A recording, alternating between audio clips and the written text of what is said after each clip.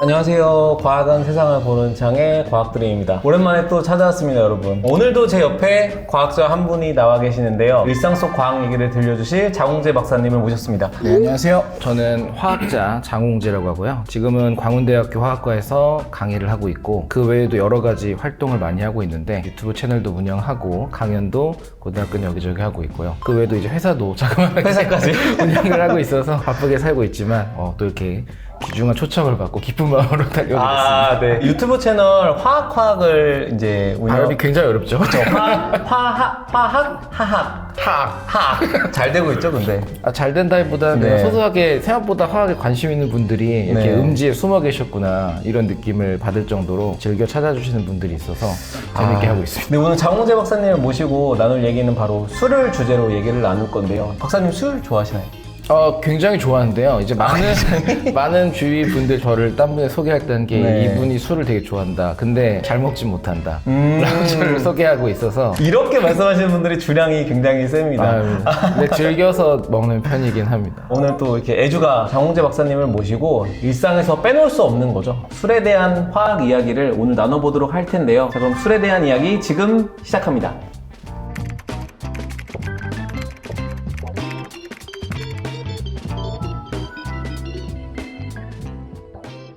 요새 이제 맥주 같은 거를 많이 찾게 되는 날씨잖아요. 근데 맥주를 보통 사게 되면은 병맥 아니면 캔맥이에요. 저 같은 경우는 이게 고를 때 사실은 병맥을 좀 더 선호하거든요. 왜냐면은 캔맥은 뭔가 이 알루미늄이나 이런 반응성이 좀 더 높을 것 같은 재질로 돼 있어가지고 맥주 맛이 떨어질 것 같은 느낌이 들어요. 근데 화학적으로는 병맥이랑 캔맥 중에 실제로 이게 맛이 다른지 어떤 게 더 맛이 좋은 게 있는 건지 그게 좀 궁금하거든요. 과거부터 술을 드신 분들은 네. 확실하게 병맥에 대한 선호도가 있어요. 유리를 만드는 기술은 더 오래전부터 있던 기술이고 알루미늄이라든지 이런 금속을 얇게 만들어서 사용하는 것은 좀 더 고차원적인 기술이 필요하다 보니까 시행착오가 많았습니다. 네네. 그래서 초기에 캔들은 내부에 작은 흠집이 있거나 아니면 손상이 있을 때는 아까 말씀하신 것처럼 화학 반응을 일으켜서 거기서 뭐가 녹아 나오거나 산화돼서 맛이 변하는 경우가 있었는데 맞아요. 최근에는 안 그래요.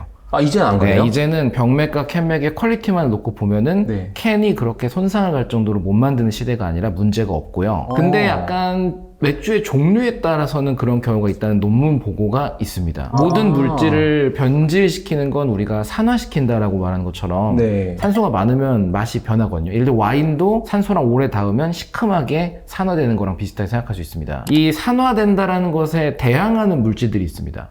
뭐가 있어요? 우리가 건강을 위해서도 먹는 항산화 물질이라는 거 있는데요. 뭐 비타민 C 같은 거. 그렇죠. 가장 대표적인 항산화 물질이죠. IPA라고 불리는.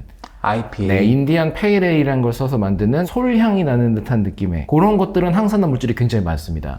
걔네들은 병에 넣든 캔에 넣든 맛이 잘 바뀌지가 않아요. 근데 그런 게 아니라 에일 종류들, 뭐 엠버에일 같은 종류들은 되게 취약해서 병에 넣었을 때는 오래 보관해도 괜찮았는데 캔에 넣었더니 맛이 변하더라, 성분이 변질되더라, 이런 연구가 있어서 되도록이면은 병이 제일 안전하고 만약에 캔으로 먹는다면 그런 에일 종류만 아니면 문제가 없다. 그러면은 추가적으로 좀 궁금한 게 소주도 보면은 병소주가 있고 페트소주가 있잖아요. 네네. 근데 그냥 개인적으로 저는 페트소주가 너무 쓰거든요. 병은 더 맛있고 조금 더 달달한 느낌이 있고 이것도 병소주랑 페트소주랑 보관 용기에 따라서 맛이 변하는 건가요? 그건 그냥 기분 탓입니다. 이거 기분 탓이에요? 소주병이라는 병을 보통 하늘색이거나 요즘에는 이제 투명한 것도 있지만 녹색이거나 공통적으로 신선하고 개운한 느낌의 색을 일부러 사용하는 거고요. 네네. 맥주처럼 빛이 닿으면 문제되는 게 아니라서 소주는 그렇게 큰 차이는 없고 플라스틱은 기분 탓이다. 플라스틱은 완전 네. 기분 탓이고. 이 정도까지 술 얘기를 해도 되는 거예요?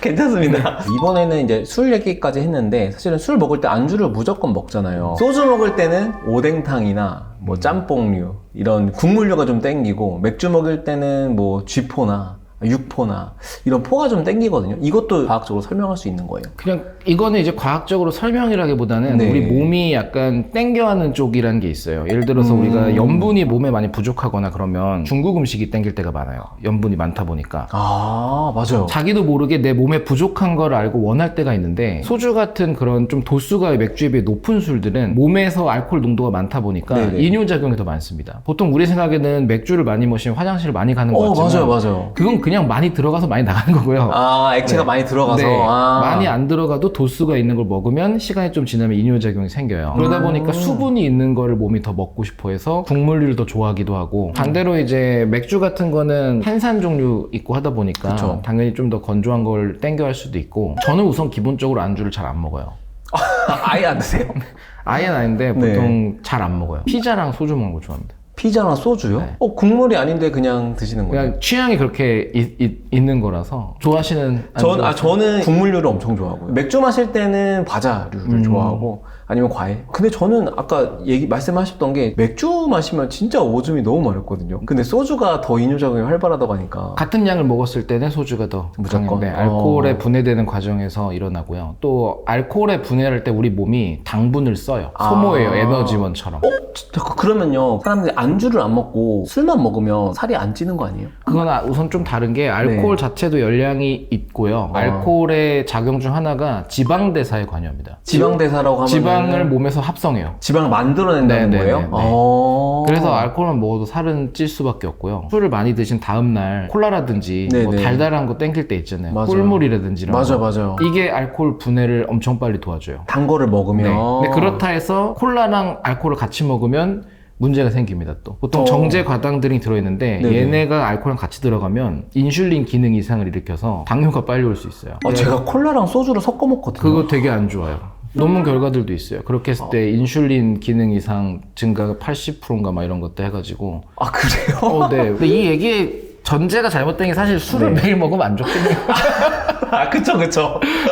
그러면은 이번에는 숙취해소제 얘기를 할 텐데, 보통 숙취해소할 때 여러 방법들이 있잖아요. 뭐 숙취해소제를 마시는 분도 있고, 물 마시는 분도 있고, 아니면 억지로 토하시는 분들도 계시는데, 저 같은 경우에는 파워에이드 같은 이온 음료를 엄청 마시거든요. 화학자가 생각하는 가장 좋은 숙취해소법은 뭐예요? 우선 확인된 거는 꿀물이 효과가 있는 건 확인이 돼 있어요. 일반적으로 깨는 것보다 한 2배 정도 빨리 깬다라고 알려져 있고요. 네. 숙취 해소제나 숙취 해소하는 음료들을 보면 대부분 헛개나무가 들어있잖아요. 맞아요. 거기에 있는 물질이 뭘 분해해 주는 거예요? 알코올이 몸에서 바뀌면 아세트알데히드라는 물질이 되는데, 독성 물질 같은 거죠? 네, 얘네가 숙취를 일으키는 주범으로 알려져 있어요. 머리 아프고 네, 이런 거. 요것들을 빨리 분해할 수 있게 도와주는 거라서, 술을 덜 취하게 하는 게 아니라 숙취를 없애주는 거, 그런 효과입니다. 확실히 효과는 있어요. 네. 근데 문제는 많은 양을 먹어야 효과가 있어서, 헛개나무 추출액을. 단순히 무슨 헛개수 종류로 있는 걸 먹어서는 그 정도의 효과를 보기는 어렵긴 하지만 효과는 있습니다. 전 사적으로 제일 많이 질문받는 건, 보통 요새는 먹기 편하게 젤 형태로 되어 있는 것도 있잖아요. 맞아요. 이거를 언제 먹는 게 좋냐가 첫 번째. 그래요. 전, 중, 후. 네. 맞아요. 그리고 몇 개까지 먹어도 되냐.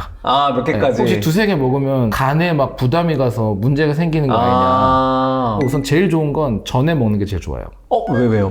이게 효과가 한 6시간 정도가 가요. 만약에 내가 술자리가 6시간보다 더 길어진다. 네네. 그러면 중간이든 끝나고는 하나 더 먹는 게 좋고, 되도록이면은 전에 먹는 게 더 몸에 부담이 덜하고요. 그리고 여러 개 먹어도 상관없습니다. 유일한 주의사항이, 많이 먹으면 그것도 칼로리가 좀 있어서 그게 맞아요. 달달해가지고. 맞아요. 근데 그래도 문제는 건강에는 문제는 없는 건강에 거잖아요. 문제 없죠. 그냥 거기 들어있는 성분이 헛개나무 추출물 이런 거예요. 천연물질로 만들어요, 다. 다시 술 얘기를 돌아와서 해보자면, 저희가 여름에 술 마실 때가 있고 겨울에도 뭐 1년 내내 마시긴 하는데, 언제 더 빨리 취해요? 더운 날 빨리 취해요? 추운 날 빨리 취해요? 체감상 어떠세요? 체감은 솔직히 여름이에요. 왜냐면은 우리가 술 마실 때 술이 좀 취한다 싶으면, 야, 밖에서 바람 쐬고 와, 시원하게, 이러면 술이 좀 깨잖아요. 그러니까 겨울에 마시면 덜 취할 것 같거든요. 실제로는 반대입니다. 실제로는 겨울에도 취하고요. 여름에 취한 느낌이 드는 건, 덥다가 먹기 때문에 우선 말아서 하나를 원샷을 하고 시작을 하기 때문에 시작에 달려서 빨리 취하는 경우가 많고요.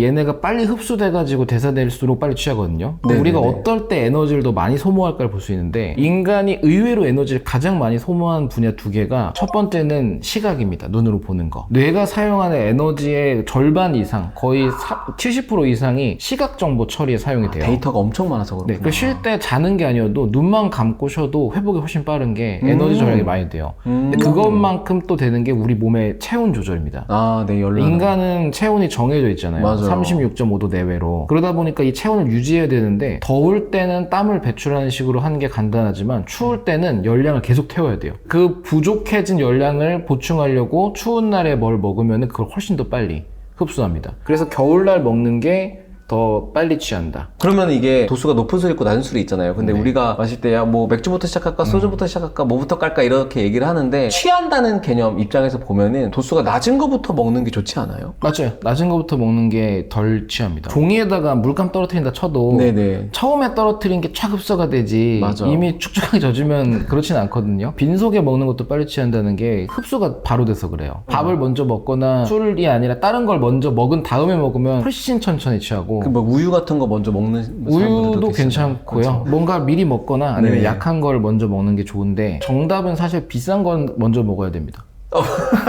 비싼 거 먼저? 네, 양주랑 소주가 있다. 난 덜 취하기 위해서 우선 소주를 다 먹어야겠다. 아니야, 양주 이러면 먼저 안 돼. 먹어야 돼. 왜냐면 소주 먹고 취하면 양주 맛을 못 느끼기 때문에. 그렇죠. 어차피 먹기로 한 거 이제 경제적인 거가 가치를 생각해서 순서를 그쵸. 정하는 게 맞는 것 같아요. 도수 높은 술 얘기를 하니까 이제 도수 높은 술 중에 위스키가 있잖아요. 위스키를 마실 때 보면 온도락이라고 해가지고 얼음을 넣어서 마시잖아요. 근데 어떤 그 위스키 집에서는 이렇게 투명한 얼음을 줄 때가 있거든요. 근데 사실은 저희가 대부분 집에서 얼려 먹는 얼음은 거의 이렇게 가운데 불투명한 게 보인단 말이죠. 제가 막 인터넷에 찾아봤을 때는 이게 뭐 공기 때문이다 아니면 얼음이 얼면서 갈라진 균열 때문이다 이런 썰들이 있었거든요. 근데 정확히 저게 얼리면 왜 저렇게 되는 거예요? 보통은 공기랑 그 네. 외에 불순물들 같은 것들이 있어서 그렇고요. 물이 얼려면 우리가 얼음 틀에다 넣고 얼리잖아요. 맞아요. 그럼 당연히 가장 차가운 곳이랑 맞닿는 곳은 바깥쪽일 거예요. 그래서 그렇겠죠. 얼음은 밖에부터 안쪽으로 얼어가게 되는데 물이 얼음으로 언다는 거는 그 육각형 모양으로 연결이 되는 건데 그쵸. 연결이 되는 과정에서 얘가 방해되는 것들은 쫓겨나는 과정이 되고 그럼 밖에는 아무 문제 없이 불순물들을 내쫓으면서 얼음이 만들어져서 주변은 투명합니다. 근데 안쪽으로 모이면 얘는 도망갈 데가 없잖아요. 네. 그 상태 그대로 갇혀서 얼어버리면 거기는 불투명해져요. 제일 좋은 거는 이 어는 방향을 바꿔준다거나 이 물질을 제거하면 정말 깨끗한 얼음을 만들 수 있고 어느 방향을 바꿀 수가 있어요. 네, 그 대표적인 네. 예시가 호수 같은 거 얼었을 때 보면은 투명하잖아요. 밑에가 보일 정도로. 공기랑 맞닿은 곳은 물의 표면이니까 위에가 네. 어는데 그럼 아까 말한 것처럼 불순물들이 아래쪽으로 쫓겨나겠죠. 네. 거기는 액체 상태로 물로 있으니까 얼어있는 곳은 투명한 순수한 물인 거예요.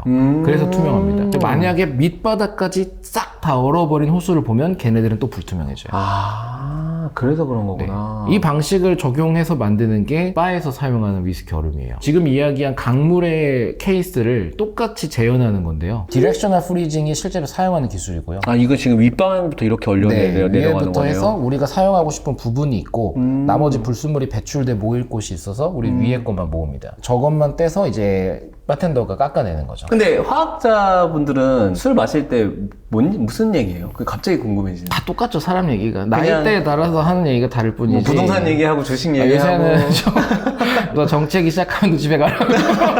광 얘기는 거의 안 하나 봐요. 과학 얘기는 네. 오히려 술 마시고는 잘 안 하는 것 같아요. 다음날 기억이 어차피 안 날 거기 때문에 맨정신에 과학 얘기 토론을 다 끝내고 네네. 나 이제 회식합시다 하고 편한 얘기를 해야지 어. 업무의 연장이 되면은 안 되죠. 다 똑같지 않을까요? 회사 얘기 회사 회식에서 하면은 다들 싫어하는 것처럼. 아니 근데 그런 랩실에 이제 대학원생들 있잖아요. 네네. 그분들이랑도 어쨌든 술자리를 가지실 것 같은데 네. 어떻게 보면 상사시잖아요. 아, 그쵸. 대학원생 입장에서는 네. 무슨 얘기 하세요? 학생들 뭐 누구 연애한다 이런 얘기 들리면 좀 더 자세히 말해줄래? 다른 실험실들 누구 만난다 하면 뭐 그래? 몰랐는데?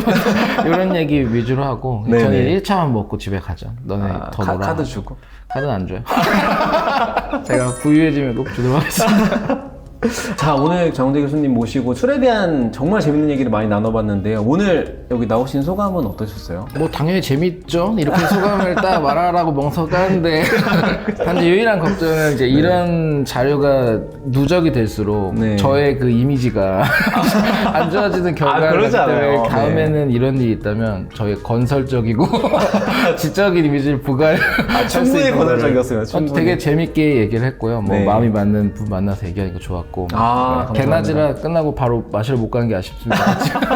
이제 마지막 저희 최종 질문이긴 한데요. 이게 장호재 박사님도 연구자의 삶이 있고, 그 다음에 이렇게 이제 대중들 앞에서 과학을 알리는 역할을 하는 커뮤니케이터의 삶이 있잖아요. 두 개 중에 어떤 게 더 재밌으시고 두 가지의 차이점이 있다면 뭐가 있는지 궁금하거든요. 이게 되게 본질적인 질문이긴 한데 우선 재미는 솔직히 둘 다 있고요. 근데 중요한 건 제가 과학 연구를 하고 논문 쓰는 걸 안 하는 순간 네. 저는 과학자가 아니게 되잖아요. 그쵸. 그러니까 그 본질을 잃으면은 입만 산 사람이 될 것 같아서 그쪽을 일부러 더 즐겁게 즐기려고 하고 있고요. 그리고 이거는 활동의 재미보다는 누구를 만나 어떤 이야기를 하는가의 다양성이 있기 때문에 제가 학자분들을 만나서 연구하는 거 재밌지만 그거를 좀 다른 언어와 다른 관점에서 소개하면서 오히려 제가 배우는 게 많아요. 네, 그리고 그걸 학생들과 소통할 때도 강의를 하거나 할 때도 도움이 많이 되고 해서 약간 서로 도와주면서 성장하는 관계인 것 같아서 서로 시너지 효과를 주는. 저는 되게 즐겁게 하고 있습니다. 오늘 술에 대한 얘기를 이제 직접 화학을 연구하시는 분을 모시고 나눠봤는데요. 술을 마시면서도 과학적인 현상들을 되뇌이면서 마시면 뭔가 더 술을 재밌게 마실 수 있지 않을까 그런 생각이 들었는데 다음번에는 우리 일상이랑 정말 밀접한 어떻게 보면 일상을 지배하고 있다고 봐도 과언이 아닐 정도로